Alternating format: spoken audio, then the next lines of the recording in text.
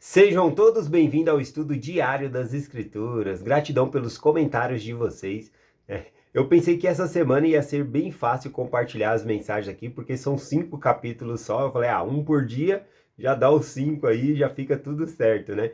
Porém, né, eu já tô há 3 dias aqui no capítulo 1 e já me pediram aí para compartilhar a parte em que Pedro e João, né, ele cura aquele coxo, né, na porta do templo ali na Rua Formosa, que é uma das partes principais da designação do Vem e Segue nessa semana, né? Por isso, muitas vezes, quando eu venho compartilhar a mensagem da semana, às vezes eu já saio compartilhando a parte principal, né? Como diz o ditado popular, né? Já vem na voadora ali, né? Compartilhando aquilo que é mais importante, porque eu não sei quanto tempo vai dar para sobrar para compartilhar as outras coisas. Então, acontece isso. Então, eu já estou 3 dias aqui no capítulo 1 e tem muita coisa ainda para a gente estudar. Então eu vou terminar o capítulo 1 aqui, tá bom? Amanhã a gente faz o capítulo 2 e depois a gente já vai para essa parte aí de Pedro, né, e João curando, né, esse coxo de nascença aí na na Rua Formosa, na entrada do templo ali, tá bom? Que tem muitos e muitos ensinamentos e o texto é bem grande lá também, então a gente vai passar um bom tempo estudando lá. Bom, vamos começar aqui hoje em Atos capítulo 1, versículo 15, tá bom? Recapitulando o que foi que aconteceu, né? Jesus Cristo caminhou com uma grande multidão ali, o apóstolo Paulo fala que foram mais cerca de 500 pessoas, né, que estavam caminhando com Jesus Cristo, vê Jesus Cristo subindo aos céus, e agora, né, eles voltam, né, 2 anjos apareceu a eles, fala porque estão olhando para os céus, tá? E aí eles voltam, né, para o cenáculo dentro de Jerusalém, né? Então ali dentro desse cenáculo está aproximadamente ali 120 pessoas. E ali conta-se aqui no versículo 14, no versículo 13, uma lista dos apóstolos, né, que estavam lá, dando o total de 11, ou seja, faltava um para completar o coro dos 12 apóstolos. Esse número 12, ele é simbólico, tá bom? Ele representa o poder no sacerdócio. Então, por isso que nós temos 12 tribos de Israel, os 12 apóstolos. Lá em Apocalipse nós temos os 144 mil, que é 12 mil de cada tribo, né? Representando o poder no sacerdócio aqui, tá bom? Então é muito importante esse número 12. Então eles têm que completar aqui o coro dos 12 apóstolos aqui, né? Vai ter que chamar outro aqui para ser o coro, mais um do coro dos 12 apóstolos. Então vamos acompanhar essa mensagem, como que se deu esse chamado aqui, tá bom? Atos capítulo 1, versículo 15, diz assim: E naqueles dias levantou-se Pedro. Quando fala naqueles dias, a gente tem que entender aqui que teve o período da Páscoa, Jesus Cristo caminhou com eles, apareceu ali cerca de 40 dias, que é o que cita as escrituras aqui, e depois desses 40 dias, né, que Jesus Cristo ascende aos céus, eles voltam então para Jerusalém ali dentro do cenáculo, né? E ali então fala dentro desses dias, ou seja, faltava aqui para o capítulo 2, que é o que a gente vai estudar amanhã, vai ser o dia de Pentecoste. Então falta 10 dias para o dia de Pentecoste, eles precisavam escolher então um apóstolo para preencher o coro dos 12 apóstolos ali. Então eles vêm sobre essa designação aqui para preencher esse quórum aqui, tá bom? Então eles se reúnem aqui. Então naqueles dias levantou-se Pedro no meio dos discípulos e disse, ora, era a multidão reunida, era de quase 120 pessoas. Interessante esse número 120 pessoas, né? Se você contar 12 apóstolos, daria mais 10 para cada, daria 120, né? Interessante. Mas aqui um comentarista, ele fala sobre esses 120 aqui, que era um número mínimo para se estabelecer um sinédrio, tá bom? Então aqui possivelmente eles estão se reorganizando aqui, fazendo o coro dos 12 apóstolos, porque eles estão reorganizando a igreja de Jesus Cristo para continuar a pregação do evangelho, tá bom? Então dá para pensar assim também. Aqui a gente vê também, né, levantando-se Pedro no meio dos discípulos. Aqui Pedro ele mostra como líder ali entre eles. Desde o começo aqui agora a gente vai ver Pedro como o líder, o chefe na igreja aqui, sendo comandado, claro, por Jesus Cristo por meio de revelação. Continua a igreja de Cristo sendo revelada as coisas do que eles devem fazer. E a gente já começa a observar aqui. Mas tem Pedro aqui, né, como o principal entre eles, comandando, liderando eles aqui, né? Vamos continuar aqui o versículo 16, né? O versículo 16 eu achei fantástico aqui, não só o versículo 16, mas esse capítulo, porque Pedro, ele começa a explicar as escrituras. Então a gente tem que imaginar aqui Pedro, né? Eu acredito que todo o processo aqui de chamar o mais um aqui para completar o coro dos 12 apóstolos já tinha sido ocorrido, e agora Pedro ele está anunciando ao povo, pedindo um voto de apoio para eles, tá bom? Então está falando do processo como foi, e agora ele está pedindo o voto de apoio. Então ele está explicando as escrituras, ele faz um sermão aqui para essas 120 pessoas que estão no cenáculo com eles aqui, para que eles possam apoiar o novo do coro, né, que foi chamado ali, né, o novo líder ali. Então diz aqui, ó, versículo 16, né, Pedro dizendo: Homens e irmãos, convinha que se cumprisse as escrituras que o Espírito Santo predisse pela boca de Davi, acerca de Judas, que foi guiado, que foi o guia daqueles que prenderam Jesus. Bom, aqui então ele começa o sermão dele, o discurso, falando, olha, convinha que se cumprisse as escrituras que pelo Espírito Santo predisse pela boca de Davi. Aqui a gente já vê que o Espírito Santo, né, algumas denominações falam, o Espírito Santo desceu somente no Pentecoste, né, que é o capítulo 2 que a gente vai estudar. Mas a gente já vê aqui que não, ele agia lá no Velho Testamento, por meio do Espírito Santo, ele falou a Davi, e Davi escreveu essas profecias. E aqui Pedro, ele tá, isso é lindo de ver, né? A gente vê um profeta do Senhor, Pedro, né, pegando as escrituras e interpretando o Velho Testamento. Então ele está falando, convinha que isso tivesse que acontecer, né? Que né, que era Judas, aquele que guiou, né, aqueles que prenderam Jesus aqui, né? E isso já havia sido profetizado por meio do Espírito Santo a Davi, e Davi escreveu. Então ele vai mencionar lá no versículo 19 e 20, a gente vai ler essa profecia dos Salmos lá, né? Mas aqui é bem interessante isso. Vamos aqui o versículo 17. Que foi contado conosco e teve parte nesse ministério. Então fala que Judas, ele foi contado entre os 12 e fazia parte desse ministério, do coro dos 12 apóstolos. Ele era uma pessoa escolhida ali para o ministério junto com os 12 aqui, né? Então ele deixa claro aqui. O versículo 18 diz o seguinte: Ora, este adquiriu um campo com o salário da iniquidade, e precipitou-se e arrebentou-se pelo meio, e todas as suas entranhas derramaram-se.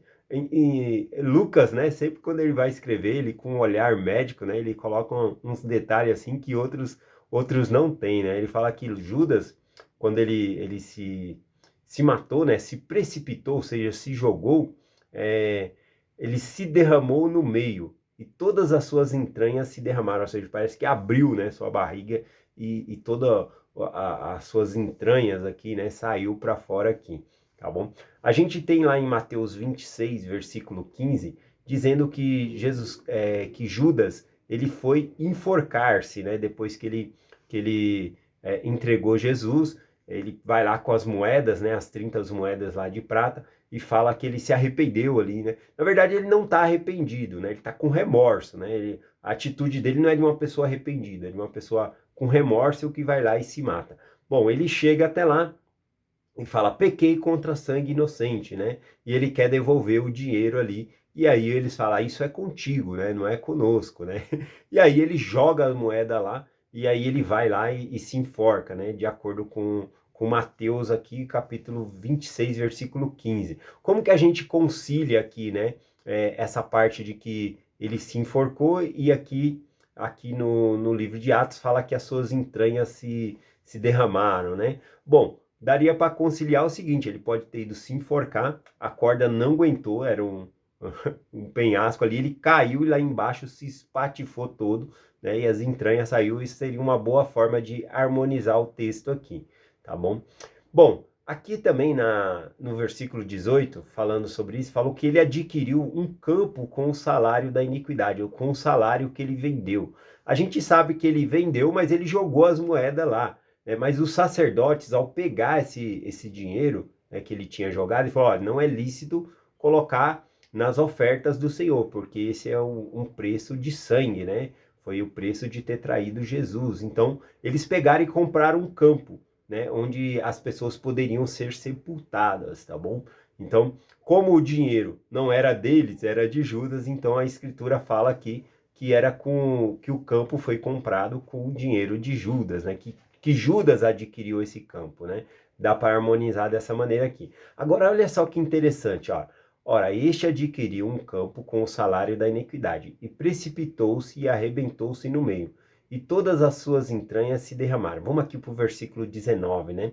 Aqui Pedro ele continua falando a escritura, e aí ele vai falando a interpretação. Olha como ele vai no Velho Testamento e volta, né? Explicando aqui, ó. Ele diz aqui, ó, versículo 19. E foi notório a todos os que habitam em Jerusalém, que de maneira que a sua própria língua, em sua própria língua, esse campo se chama Alcedama, e isto é, campo de sangue. Então, o lugar que se comprou, né, se chamava Alcedama, que se chama campo de sangue. E aí ele fala da profecia em Salmos, ó. Porque no livro de Salmos, estou lendo o versículo 20, porque no livro dos Salmos está escrito: fique deserta a sua habitação, e não haja quem nela habite, e tome outro o seu bispado. Essa palavra aqui, tome outro o seu bispado, né, aqui é o seu ofício, tá bom? Tome outro ofício que Judas havia deixado. Ele abandonou o apostolado, ele saiu, ele se matou. Então ele traiu o Senhor. Então a vaga no coro dos 12 abriu. Então outro deve tomar o seu bispado, ou seja, o seu ofício aqui no caso, tá bom? Agora, o que eu achei interessante aqui também é quando diz aqui do livro dos Salmos, aqui está se referindo, se vocês quiserem ver depois, está se referindo lá a Salmos 69, ó, se eu não me engano, 69 e 109. Eu vou ver que eu anotei aqui, tá bom? Vou deixar na descrição do vídeo aqui também anotado, tá bom? Qual salmo que está se referindo aqui. Mas aqui nessa escritura, quando diz, né? Porque no livro dos Salmos está escrito: fique deserta a sua habitação, e não haja quem nela habite. Bom, o dinheiro foi comprado um local, um campo, chamado Campo de Sangue, onde as pessoas seriam sepultadas. Inclusive o próprio Judas, né, poderia ter sido sepultado nesse local aqui, por isso esse nome aqui, né? Porque o dinheiro que se comprou esse campo era com dinheiro de sangue, né, que foi derramado, que foi o sangue de Cristo, tá bom? Então, é campo de sangue. Aqui falou, né, fique deserta a sua habitação, e não haja quem nela habite. Presta atenção, quem mora em cemitério? Ninguém, né? Então, quem mora ali em um lugar onde é o sepulcro? Ninguém. Então, por isso que ele falou, com o dinheiro que comprou esse local, fique deserta a sua habitação, né? Nem os mortos moram lá no sepulcro, na verdade, né? Os mortos vão para o mundo espiritual. Então fique deserta a sua habitação, né? Não há quem habite ali. Eu achei interessante esse versículo aqui. Vamos lá, versículo 21. É necessário, pois, lembrando que Pedro, ele está aqui discursando para todas as 120 pessoas que estão ali ouvindo, né? E ele está falando o motivo pelo qual agora vai ser escolhido outro, né? Ele acabou de falar aqui, outro tome o seu ofício, né? Outro tome o seu bispado, porque ele perdeu o lugar dele, né? Tá bom? Judas perdeu o lugar dele aqui. E aí ele continua no versículo 21. É necessário, esse é necessário é que precisa colocar outro, né, no coro dos 12 apóstolos ali. É necessário, pois, que dos homens que conviveram conosco todo o tempo, o Senhor Jesus entrou e saiu entre nós. E começando desde o batismo de João, até os dias que dentre foi recebido acima. Um deles se faça conosco testemunho da sua ressurreição. Aqui ele está falando que a pessoa que vai ser escolhida entre os 12 apóstolos tem que ter uma qualificação. Primeiramente, tem que ter testemunhado, né? Ter convivido com Jesus Cristo naquela época ali, né? Tem que ter sido testemunha dele, dos ensinamentos, né? Em nossa época, eu diria assim, tem que ser membro da igreja, tem que ter vivido o evangelho, é isso, né? Então ele está falando daquelas pessoas que conviveram ali, tinham muitas, né? Mas ele escolheu 2 aqui e falou o processo para eles como é que é. Mas fala, para que com eles se façam testemunha da ressurreição. Então, um apóstolo, ele é uma testemunha especial da ressurreição de Jesus Cristo, né?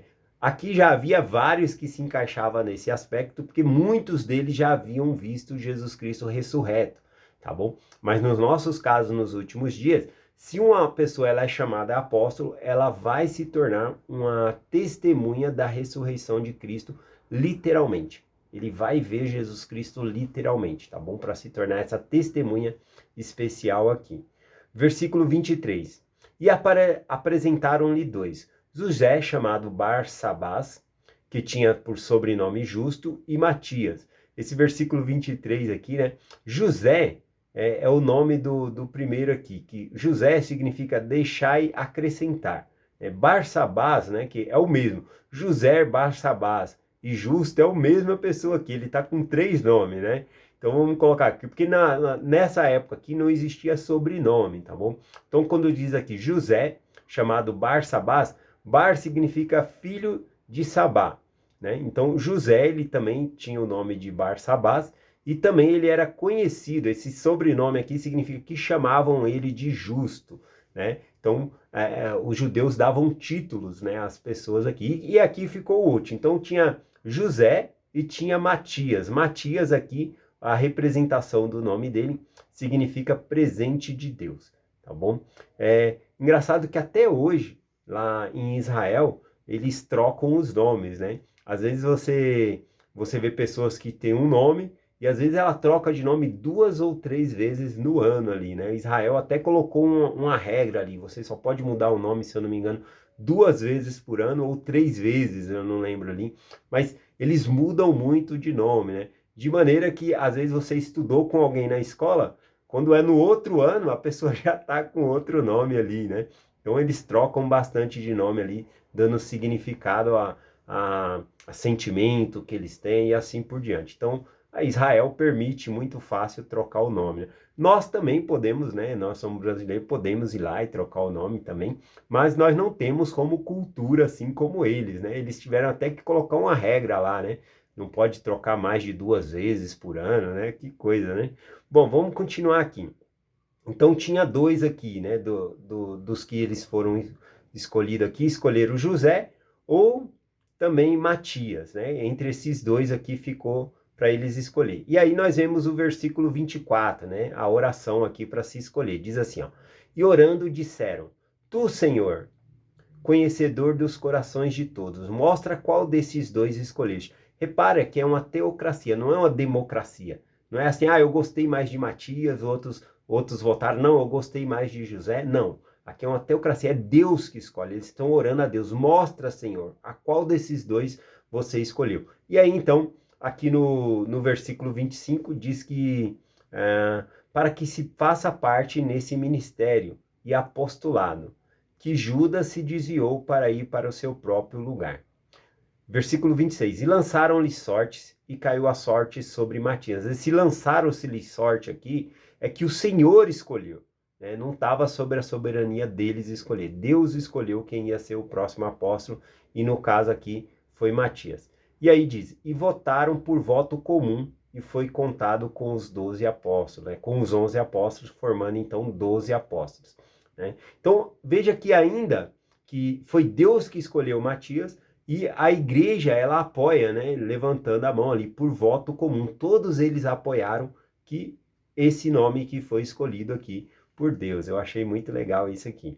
Bom, só finalizar aqui com vocês rapidinho, né, essa questão de apóstolo, tá bom? A gente tem aqui, rapidinho aqui, ó, em Atos capítulo 12, versículo 1 e 2, quando um apóstolo é morto, e aí tem que substituir também, tá bom? A gente vê aqui, ó diz assim, ó: E por aquele mesmo tempo o rei Herodes estendeu a sua mão sobre alguns da igreja para o matar. E matou a espada a Tiago, irmão de João. Esse Tiago, irmão de João, ele era apóstolo de Jesus Cristo, tá bom? E Herodes o matou ao fio da espada, tá bom? Ele morreu ali. Ele matou Tiago e mandou prender Pedro, né? Só que Pedro, os anjos vão tirar ele, né, da prisão. A gente vai estudar um pouquinho mais sobre isso lá em Atos capítulo 12, tá bom? Mas aqui a gente vê que Tiago ele foi morto, né, por Herodes ali. E aí Deus prepara outro no lugar. A gente vê então, desde o capítulo 9 de Atos, Jesus Cristo preparando o caminho e chamando o apóstolo Paulo, né, aquele que vai ser chamado apóstolo Paulo, para fazer parte do coro no lugar aqui de Tiago, tá bom? Não é explicado novamente o mesmo processo, mas basta que em Atos capítulo 1 já mostrou qual é o processo de escolha do apóstolo, tá bom? Então não é necessário mostrar de novo, mas eu acredito que foi isso que aconteceu, né? Aqui ó, em Atos 9, versículo 15, diz assim, ó, e disse-lhe, porém, o Senhor, vai, porque este é para mim vaso escolhido para levar o meu nome diante dos gentios e dos reis e dos filhos de Israel. Então, mostrando que Paulo, né, ele havia sido escolhido por Deus já antes para fazer parte do apostolado. E todas as coisas que acontecem na vida de Paulo não é coincidência para que ele chegue ao apostolado também, tá bom? Então, eu só queria compartilhar isso, né, que realmente Deus ele chama apóstolos, né? A igreja de Cristo antigamente tinha apóstolos, a igreja hoje em dia também tem apóstolos. É essa mensagem que eu compartilho com vocês. Em nome de Jesus Cristo. Amém. Até amanhã.